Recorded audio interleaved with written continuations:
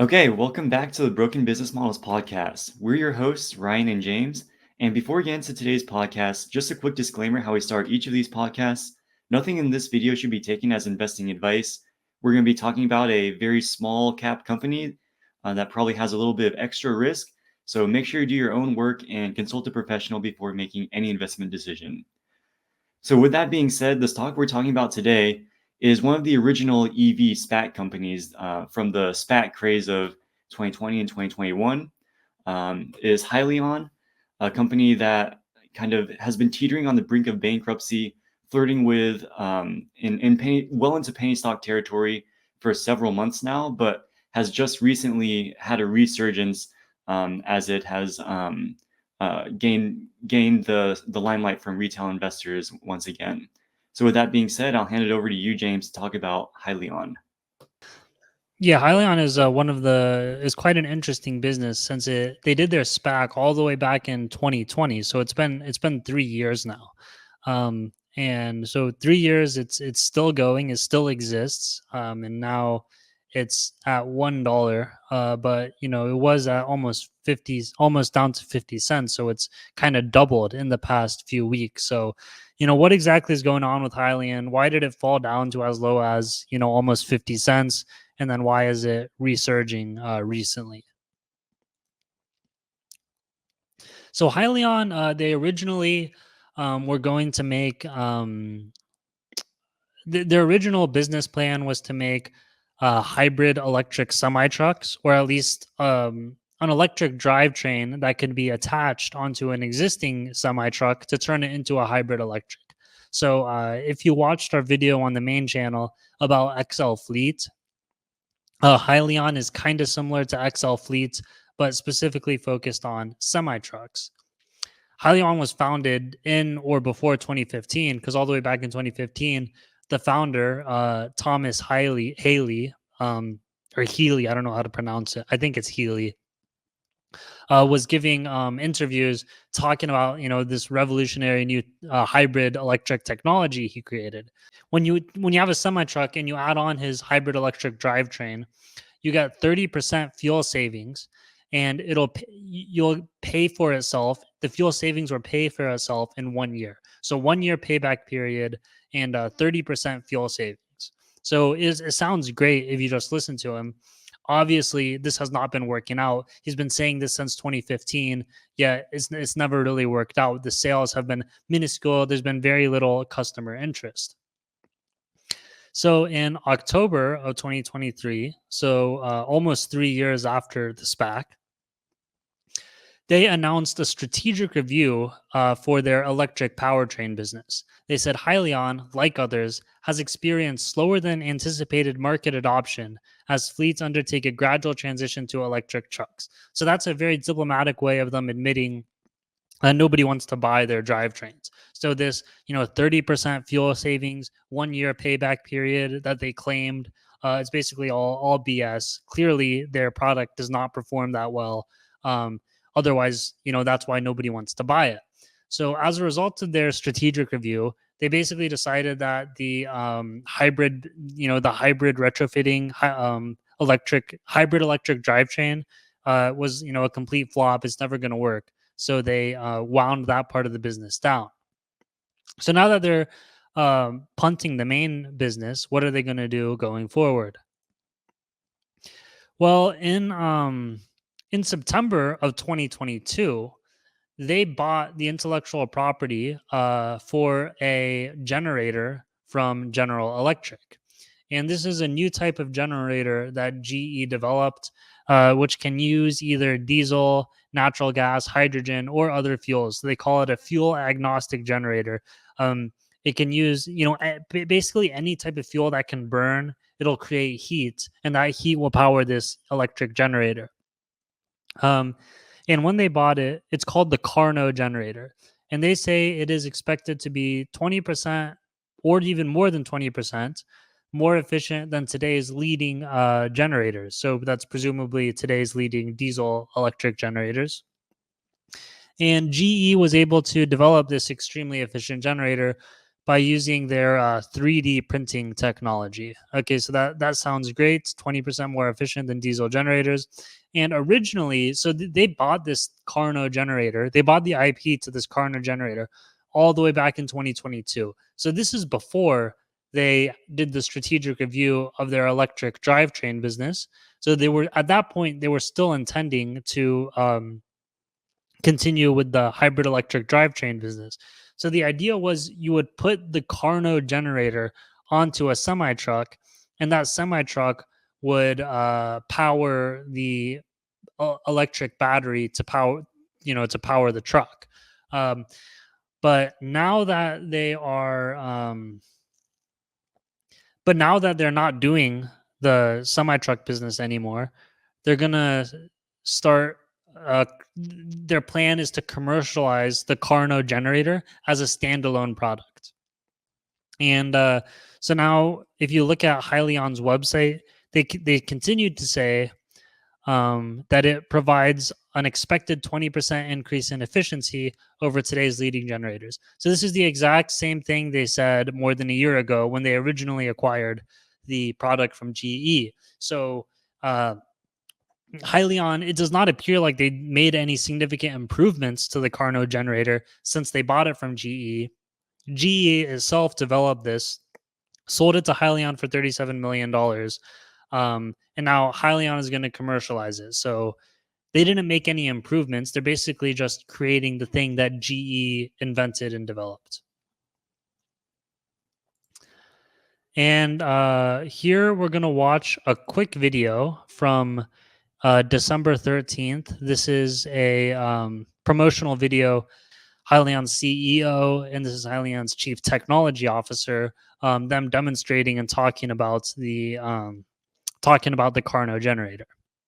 Another question also coming in from Twitter from David is, what are the specific applications where the Carno generator is most likely to be adopted first?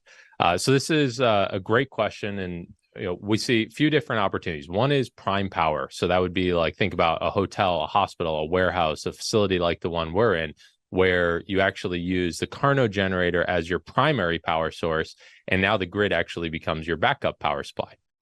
All right. Next question that we got coming in from David is, compared to traditional generators, what is the expected efficiency increase of the Carno generator? So Josh, you want to take that? So all of this obviously depends on your baseline, but the way we think about the Carno generator and the system is we look at it always as an entire system. And so when we talk about numbers approaching 50%, that's sort of the net system, right? If you think about generators that you would maybe use today, traditional diesel generators, it's not atypical that you'll see half of that, or at a minimum a 20-25% reduction relative to where we're going to be in our system. So pretty tremendous step change that really moves the needle on things like operating costs and just fuel usage as well as emissions. And in the video, we had the diesel gen. Yep. I think you actually looked up the spec sheet. What was the efficiency? That one's around 20 to 25% all when it's net, all said and done. So we're more close, 50-ish number is our ballpark. So first, the CEO, Thomas Healy, says that the Carno generator, their Carno generator, one of the main use cases of it will be prime power. And he's saying that people are going to use the Carno generator as their main source of electricity because the Carno generator is so efficient that it can produce electricity even cheaper than the electricity you buy from the grid. Now, that's a huge claim to make because with current diesel electric generators, the electricity from a generator is way more expensive than the electricity you would buy from the grid. That's why people really only use generators either when there's a power outage or for whatever reason they can't access an electrical outlet. So that's a huge claim to make, that people can use this Carno generator for their main source of electricity. That is going to be cheaper than the electrical grid, and we'll get into kind of debunking this claim shortly. And then next, they're asked about the efficiency of the Carno relative to the efficiency of existing diesel electric generators already out on the market today. And this is the CTO's response. He said, talking about the efficiency of the Carno, it will have numbers approaching 50%. So that's 50% efficiency. And what he's referring to is the total amount of energy in per gallon of diesel fuel. There's some amount of like inert energy inside the diesel, and then as you put that through the generator, you're going to have some loss of energy. There's always at least some loss of energy as you turn that into electricity. But he said the amount of electricity that comes out is equal to 50% of the energy that was originally in the diesel. So that's what efficiency refers to in this context. And then he says, or at least 20 to 25% reduction relative to where we're going to be. He was kind of rambling on here and it was sort of incoherent. But then a minute or two later, the CEO clarifies what he was saying. He said, current diesel generator is 20 to 25% efficiency, while 50-ish number is our ballpark. So he says that they're going to get the Carno's efficiency is around 50%, but that's just a ballpark.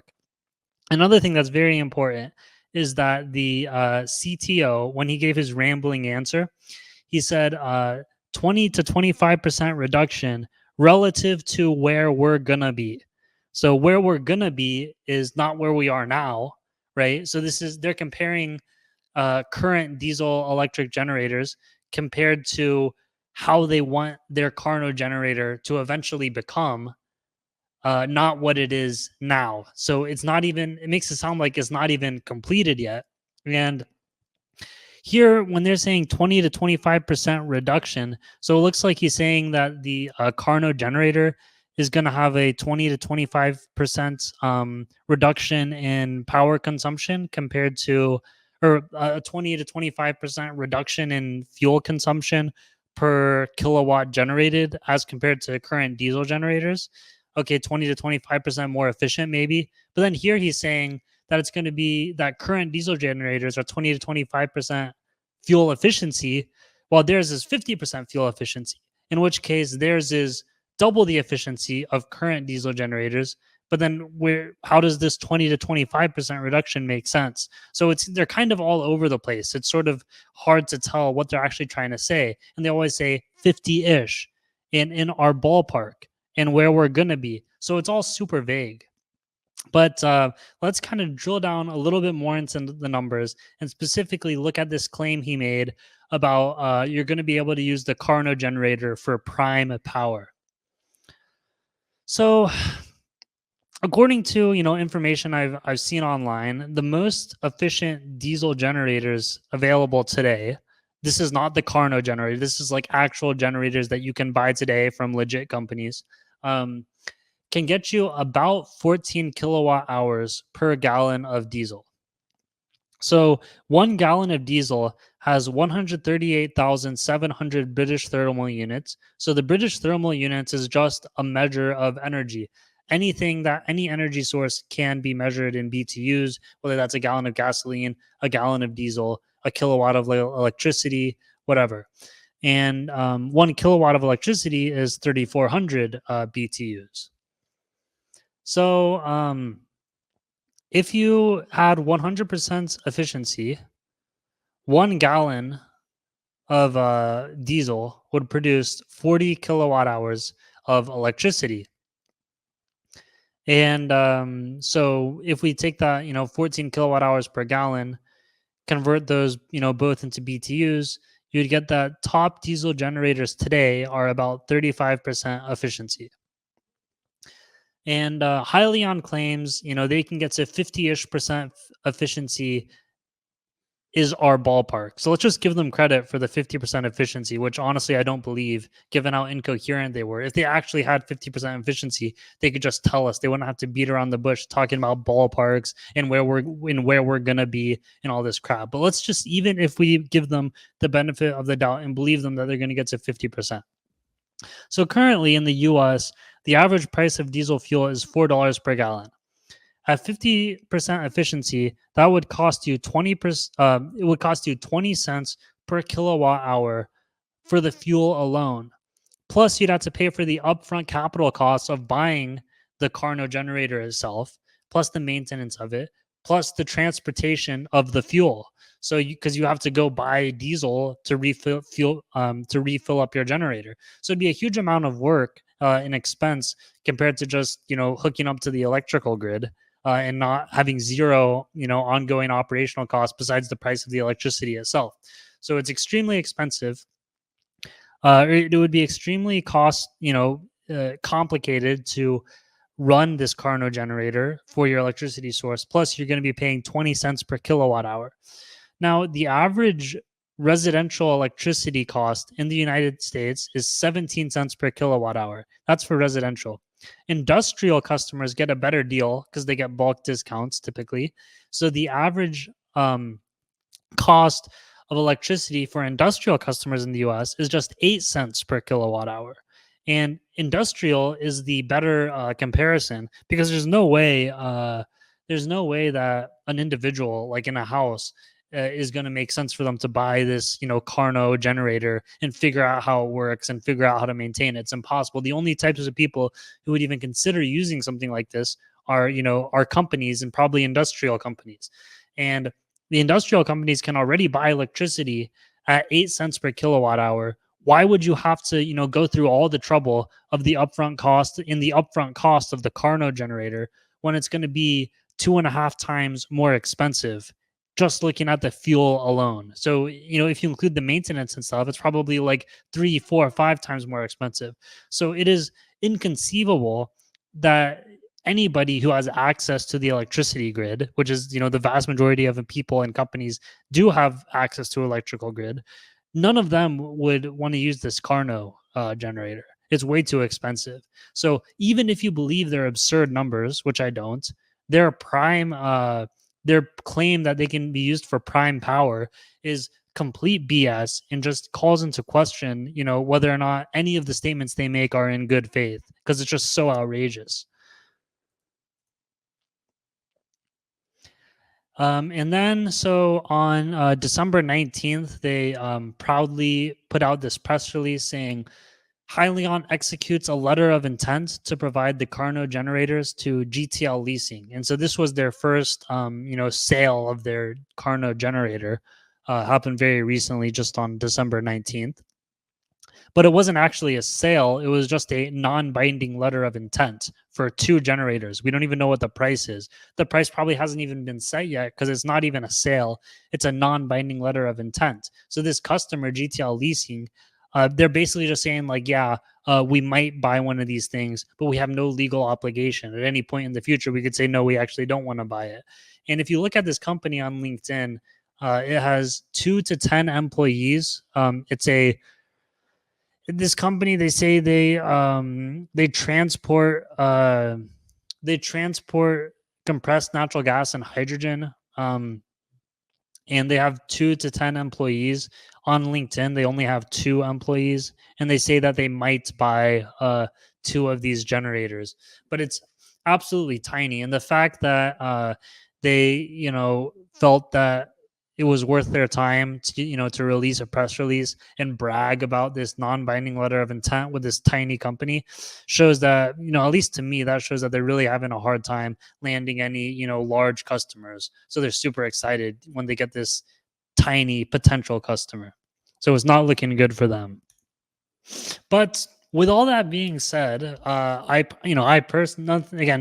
here is investing advice, but I personally think that this Carno generator is going to be a complete flop. I think they're massively over-exaggerating the capabilities of it, and very few customers would buy it, are ever going to buy it. But one thing is, because Hyliion raised so much money from their SPAC in 2020, and I think they probably also did some follow-on equity offerings after that, they still have a lot of cash. So they say by the end of the year, they'll have about $300 million worth of cash left. And if you divide that by their number of shares outstanding, they have about $1.57 of cash, and they also own some bonds and stuff. But if we, include both of those, cash and investments, which are all like basically government bonds and investment grade bonds, they have $1.57 worth of cash per share. Now, their current, at least as of the time of recording this video, their stock price is 98 cents per share. So they're trading at a significant discount to the value of the cash on their balance sheet. Now, normally, when your market price is below your net cash, they have no debt as well. You could create value by just liquidating the company and distributing all of that cash to shareholders, or you could find some other company to acquire you. And given that you have $1.57 worth of cash, if some company can come, another company could come to Hyliion and offer them um, an acquisition of $1.57 per share. That's a huge premium to the current share price. And in fact, the acquirer isn't even paying anything because they're going to make it all back just in cash, right? Because they're going to acquire all that cash. So that is kind of, it almost makes Hyliion look like a value stock, right? Because they have all this cash on their balance sheet. The question is, as a shareholder in Hyliion, will you ever have a chance of realizing any of this cash, or are they just going to slowly burn it over the next coming years as they try to develop this Carno generator, which, as we talked about earlier, I think is going to be a massive flop and probably a complete waste of money for them to develop. One thing to think about, as we think about the value of the company, given the fact that they have $1.57 of cash on their balance sheet, is what are the incentives of the management team? And one thing that was really surprising to me is that there's a huge amount of net insider buying at Hyliion. So in the past 12 months, insiders in aggregate purchased 1.8 million shares of stock and only sold 340,000. So there was a net buying of $1.4 million or 1.4 million shares of stock, which is very significant. And large insider buying is typically the opposite of what we see from so-called shitcos. So most of these busted SPACs and like pieces of crap company that their technology has failed, usually we see the insiders, be it the management team and the board of directors, usually we see them selling stock hand over a fist, to try to, like rats leaving a sinking ship. But in this case, the insiders are actually buying stock. Okay, so that's kind of interesting. And if we look at the CEO in particular, Mr. Thomas Hyliion, Hyliion owns 34 million. He owns 33 million shares of the company. So he owns a very sizable percentage of the company. Now, based on the $1.57 of cash per share, if you were able to sell the company or liquidate the company for the value of the cash, so $1.57 per share, he would make $50 million pre-tax. And currently, between his base salary, his cash incentive, and his stock awards, he makes about $1.5 million per year of salary. So, and then also, if he liquidates the company or the company is acquired, I believe he would get a severance of $2 million. So he would really get $52 million from a liquidation or sale of the company. And versus what he currently makes now is $1.5 million a year. So, if I'm right, and this Carno generator is basically just a vaporware, and presumably the CEO and the management of the company would know that, it looks like it would be in Thomas Hyliion's best interest to liquidate the company, in which case he, as a major shareholder, would realize value, of basically the stock going up from 98 cents to $1.57. And as would, the rest of the shareholders would also gain in that value. And, the fact that so many insiders are buying stock makes me think that, maybe they actually are planning on doing, on liquidating or selling the company. Then again, with that being said, I honestly have no idea what they're going to do. It's also possible that these people are deluding themselves and they actually do believe that this Carno generator is going to work. And that's why they're buying the stock, and they're just going to continue, running the company, burning cash, and eventually they're going to just burn through all this cash and the stock's going to be worth nothing? I honestly don't know. So I mean, again, nothing on these videos are ever investing advice, but I personally have no position in Hyliion stock, either short or long, because I think, from a short perspective, it's very risky because they could theoretically sell the company for $1.57, and you'd obviously have a massive loss as a short there. And then from a long perspective, it's also risky because they might just not sell the company and continue trying to develop this Carno generator and just burn through all the cash. So we don't really know what's going on, but I think this is quite an interesting situation given the fact that they have this cash and given the fact that the insiders are buying and the CEO still owns should be highly aligned with shareholders given how much stock he owns. He still owns 33 million shares. The one thing that seems for sure, though, is that like a couple years, 4, 5 years from now, Hyliion probably will not exist, right? The question is, in what way will it go out of business over the course of that time? I mean, I feel like what could happen is, so this Carno generator, I think for sure, or I mean, at least strongly in my opinion, they are massively over exaggerating the efficiency of it, like how good it is. But I mean, they did pay $37 million for it. But, just because you paid money for something doesn't mean it's worth anything. Like they could have gotten ripped off by GE. This thing might just be a dud. But it might be worth something. Like even if it's not as so great and so efficient as they